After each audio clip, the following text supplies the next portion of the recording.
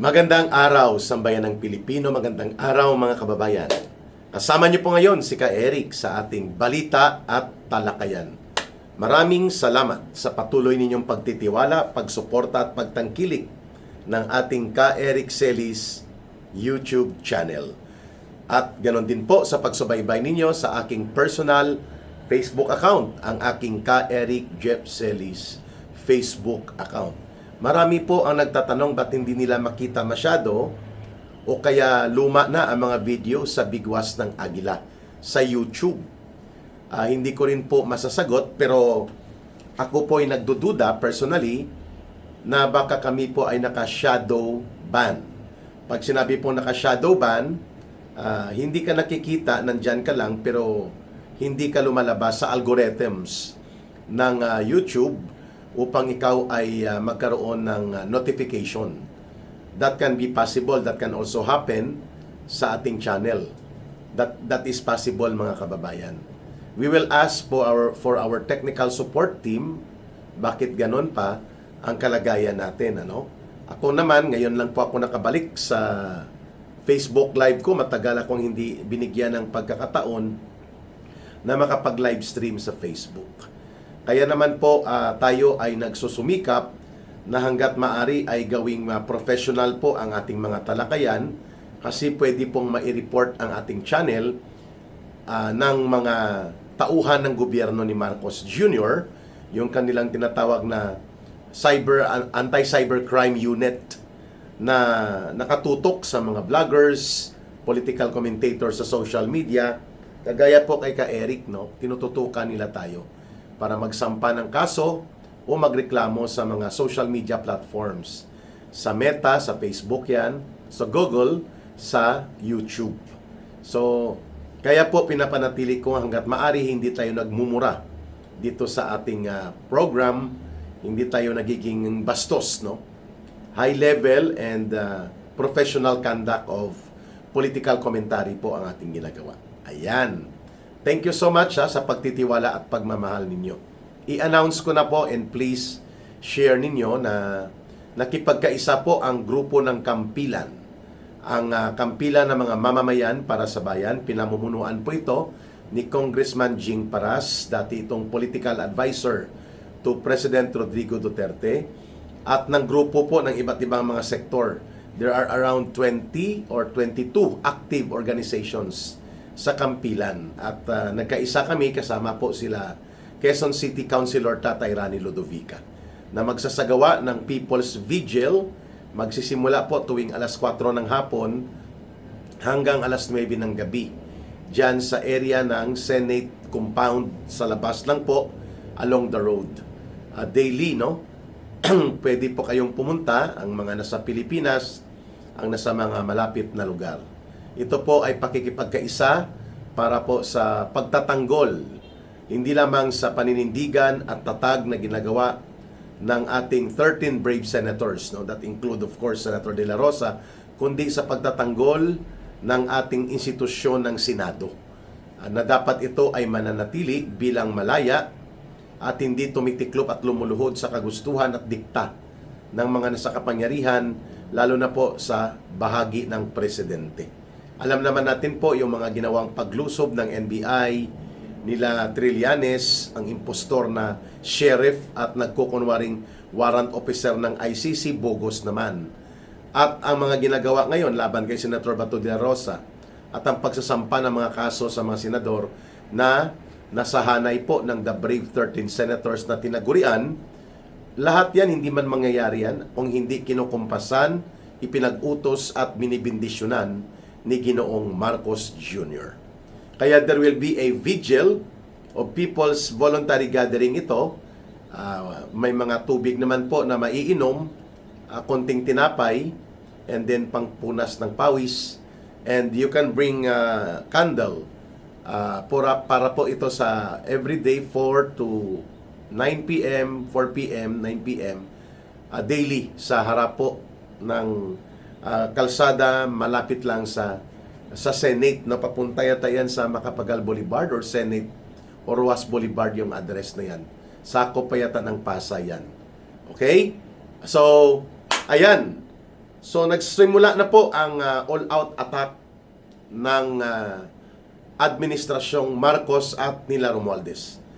Hindi na sinampahan ni Boying Rimulya ng kaso si Martin Tambaloslos, no? Sabi niya hindi daw nagko-cooperate ang House of Representatives, kaya hindi makausad ang kaso. Kalokohan yun. Yan ang mga palusot ng baluktot na kaisipan na ang layunin ay palusutin ang mga mandarambong at tunay na mastermind kagaya ni Marcos at ni Romualdez, no? Magkabrad yan sila ni Boying at sila Romualdez. Kaya nakikita na natin ito. Pero may katapusan din po yan. Hindi naman tanga at bobo ang mamamayang Pilipino para hindi nila makita kung gaano kabalasubas at gaano katarantado itong mga pinagagawa ngayon ng Ombudsman ni Marcos na si Boying Rimulya. The Ombudsman should be an office for constitutional duty. Kaya hindi yan dapat sana sakop ng presidente, bagamat ang nag-a-appoint ng Ombudsman ay ang presidente. Pero ang function and authority of the Ombudsman is a constitutional office, ang opisina na yan. Pero alam naman natin kapag politikong bulbul o politikong pulpul ang iyong ilalagay, wala yan. Talagang gagawin niyang salaula at balasubas ang uri ng pamumuno at pagsasagawa ng function ng Ombudsman. I'm talking about the all-out attack now of Marcos using the Ombudsman as a weapon.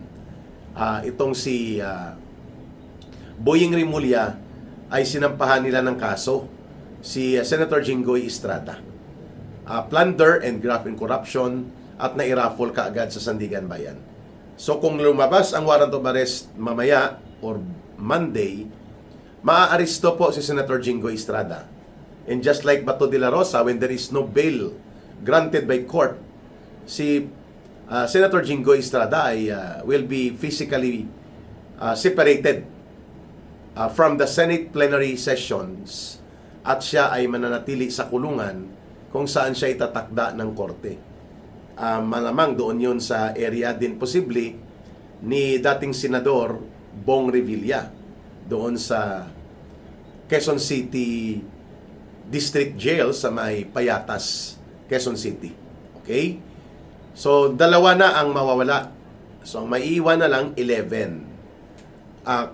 Sapagkat tumawag na nga si DILG Secretary John Vic Rimulya at nag-aareglo kung paano daw ang pagsuko ng mapayapa ni Senator Estrada dito sa napipintong pag-aresto sa kanya. Nauna pang arestuhin si Senator Jinggoy Estrada na wala namang solid evidence na na-establish ang ombudsman sa kanya. At yung mga nagnakaw at mga maleta ng pera na kasama sa sindikato ni Marcos na gumagalaw at nila Romualdez sa DPWH, absuelto. Ginawa pang witness ni Boying Rimulya, nagbalik lang ng ilang porsyento, wala pa siguro 10% ang ibinalik nila. I'm talking about Engineer Alcantara, Engineer Opulencia, at si Yusek Bernardo.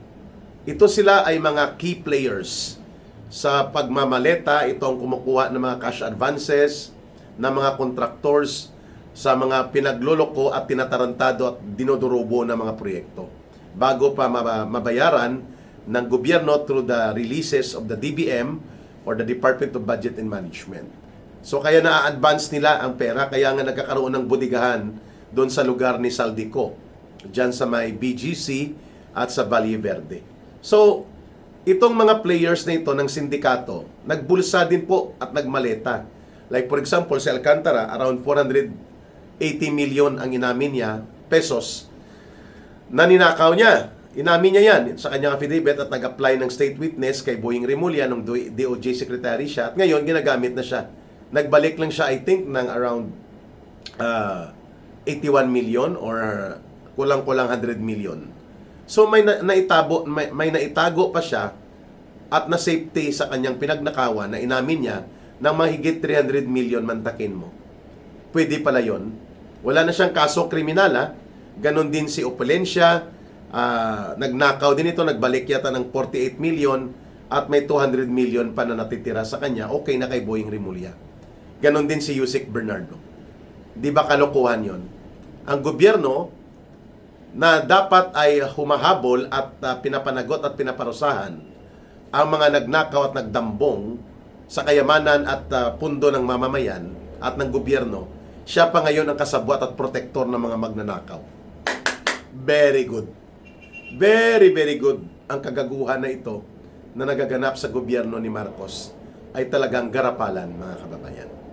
Yan ang nangyari ngayon kay Boyeng Rimulya. Kaya nga sabi natin, hindi siya dapat na ilagay dyan eh. Kung matino sana at maayos ang gobyerno, at dapat sana hindi yan pinayagan ng screening committee, no, yung Judicial and Bar Council. No, pero pinalusot eh. Binaraso yan ni Marcos dahil yan ang kanyang protector. Pero may katapusan din yan. There will be a judgment day for them. No? Yung mga ganitong uri ng kalapastanganan, mga kababayan, very brazen, no? Lantaran, garapalan ang ginagawa nila. So, yun, ang mga magnanakaw, absuelto na, and they keep the keep of their pagnanakaw. Yung kanilang pinagnakawan, pinagdurubuhan, pinorotektahan pa ng gobyerno ni Marcos through Boyeng Rimulya. Mantakin mo walang batas na pumapayag o nagbibigay matuwid or legal basis for that, no? It should be decided by court. Walang kapangyarihan ng ombudsman at si Boyeng Rimulya tungkol sa restitution na sinasabi niya. There is no law about that. That the restitution, yung pagbabalik ng pinagnakawan mong pera to the damage control or to the damages that you should pay back to the government and to the people, korte po dapat ang nagtatakda niyan. Pagkatapos ang paglilitis at paghahatol. Eh, sobra pa to sa korte si Boyeng Rimulya, no? At siyang gumagawa ng sariling batas niya. Magnanakaw ka ng almost 500 million, ibabalik mo lang ang 10%, okay na. Wow! Dagat! Yan ang pinagtatahimikan at pinagtatakpan nila Tito Soto, Ping Lacson, Risa Hontiveros, Kiko Pangilinan, Tulfo Brothers, yung mga unsi-unsihan, yung senador na unsi-unsihan ng grupo nila. Unsi sila no? Tahimik sila dito sa ginawang kalokohan ni Boyeng Rimulya at ng ombudsman at ng grupo nila Marcos. Yung mga magnanakaw na nagkukunwari na nagsauli lang sila ng wala pa 10% ng kanilang pinagnakawan at ipinanatili ang ninakaw at dinurubo nila mula sa kaban ng bayan, witnesses nila ngayon ni Boyeng Rimulya at nila Marcos, nila Romualdez, laban kina Jinggoy Estrada, Chis Escudero, Joel Villanueva, among others, Mark Villar, target din. So, ibig sabihin po mga kababayan, wala talaga sa matino na pag-iisip, hindi lamang si Marcos, kundi itong si Boyeng Rimulya. Bakit? Eh, kita mo naman, wala kang karapatan at kapangyarihan sa batas na gawin mo yon, na i-absuelto mo sila at hindi mo na sila isasama sa paglilitis sa kasong kriminal, gagawin mo silang witness. Eh, samantalang napakalaki po ng pinagnanakaw at dinurubo nila sa kaban ng bayan, lamang magagamit ang mga taong ito like Yusek Bernardo, itong si Engineer Opulencia, itong si Engineer Henry Alcantara, sa maniobra para durugin ang 13 brave senators. Tanggalan ito sila ng numero sa loob ng Senado, ipapakulong sila at sila ay lulumpuin sa pagiging majority sa Senado para makontrol at madiktahan ng Senado at ang mga tarantadong tameme, duwag at mga baluktot na mga senador ng unsi-unsihan, hindi man lang maipagtanggol ang kapwa nila senador at ang Senado bilang institusyon, kasabwat pa sa pagdurog sa mga senador na mga kasama nila sa ginagawa ngayon ni Marcos at nila Rimulya at nila Romualdez. Si Romualdez dapat at si Marcos ang unang kinasuhan. Sila po ang may direktang itinuturo ng mga ebidensya.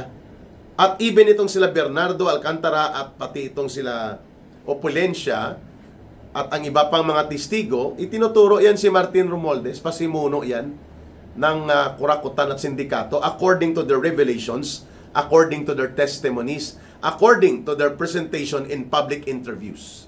Bakit hindi na ituloy ang kaso kay Romualdez na ipinagmamayabang ni Boyeng Rimulya bago matapos daw o bago pumasok ang buwan ng Mayo?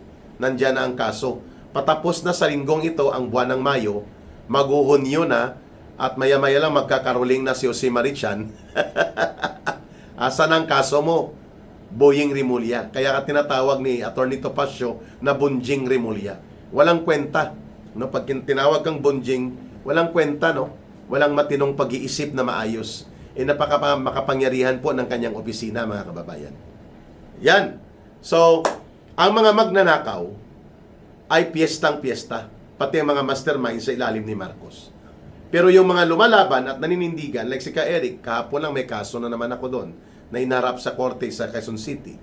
Linggo-linggo ang hearing kay Ka Eric, ang mga schedule ko. 6 live cases po ako, mga kababayan.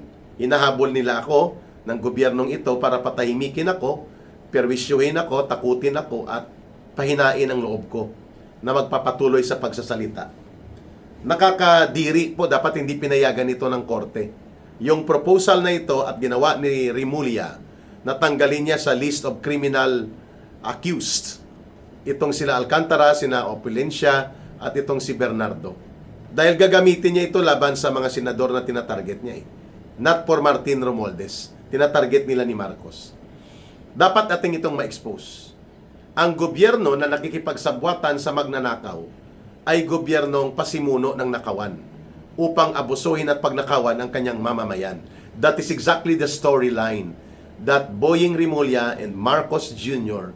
are pushing to the narratives na okay lang magnakaw ka, basta ibalik nyo lang ang porsyento, ipanatili nyo ang sobra, at magtisti-tistigo kayo sa target naming wasakin.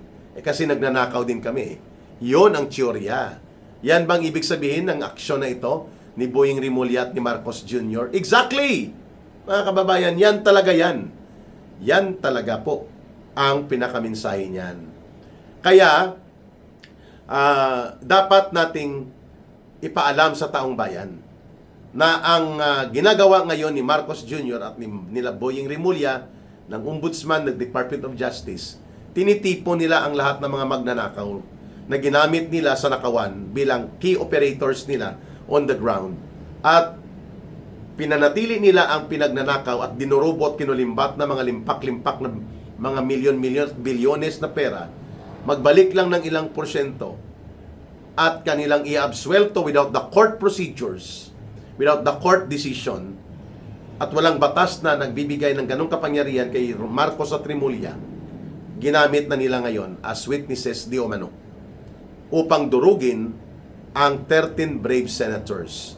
Ang tinatarget nila dyan, si Senator Jingo Estrada, dyan na, si Senator Mark Villar, si Senator Chis Escudero, si Senator Joel Villanueva. 4. So, kung pati si Senator Bato de la Rosa, i-count natin into physically absent dahil nga sa pagtutulak na ito, di 5 ang mawawala. Sa 13, 8 na lang ang matitira. So sa mga butuhan sa loob ng Senado, on the plenary voting, talo na sila. Even though they are the majority. Kasi physically present, unless ang requirement, there will be amendment to the rules na ayaw payagan itong mga kulukoy at mga sip-sip na tauhan ni Marcos at ni Romualdez na mga unsi-unsihan senador. Ayaw nila na magkaroon ng virtual video teleconferencing, Zoom, webinar type na pinayagan naman sa House of Representatives during the time of the voting against or for kay Sara Duterte sa botohan sa impeachment articles bago i-transmit. At pinapayagan ito sa buong bansa, sa buong mundo, I mean. Even the court allows it. And itinulak ito ni Ping Lacson, ni Laila de Lima, at nila Pangilinan na dapat i-allow ang pag-participate ni Laila de Lima sa kulungan. Wala lang silang numero on the plenary debates. Kaya talo sila. Pero ngayon, dahil mayroong majority bloc na nagtutulak nito, gusto nilang sabotahihin. Yan po ang purpose ng walkout nila. It was a sabotage. Mali dyan ang itong kababayan ko na walang pinagkatandaan sa bulok na politika ng Dilawan, si Franklin Drilon. It was a sharp move daw. It was a brilliant move, tarantado. Paano maging brilliant move yung pananabotahi mo sa integridad ng Senado, yung pag-walk out daw ng mga kolokoy na unsi-unsihan senador ni Marcos at Romualdez. No? Talagang nakakabulag at nakakapagpurol ng kaisipan ng mga supposedly matatalinong tao kung ang interes ng politika na bulok at wala na sa ayos na katinuan, yan po ang nagiging mga pahayag ng kagaya nitong Frank Drilon na lunod sa bulok at oportunistang politika ng dilawan na kinasasangkutan niya. No, yan po yung kanyang background. No, kababayan ko yan, pero malayong malayo yan kay Senator Miriam Defensor Santiago sa paninindigan at matuwid na pagsusulong ng prinsipyado na uri ng politika. Magkaklase yan sila sa UP Visayas, sa political science, at magkaklase din yata sila sa UP College of Law. No, itong si Miriam Defensor, itong si Drilon at si Miriam Defensor Santiago. Pareho ko po silang kababayan. No. Pero mas matino at prinsipyado ang politika ni Miriam Defensor. At di hamak na mas matalino yung si Miriam Defensor Santiago.